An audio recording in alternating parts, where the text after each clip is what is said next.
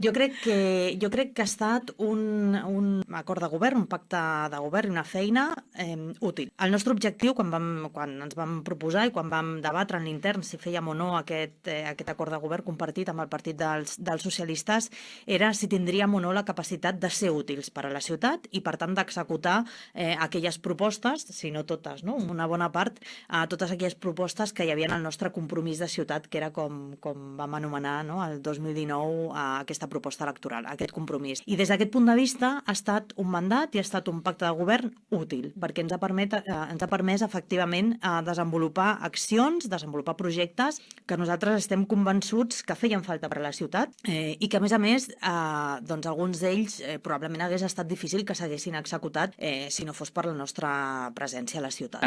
Doncs sí, ha estat un mandat difícil, complicat, no ja per ser un govern de coalició que té les seves pròpies dificultats, evidentment, i que requereix un treball específic, sinó per la circumstància. I no insistirem prou en que estàvem tancats a casa fa 3 anys, ara fa 3 anys que ha començat la pandèmia.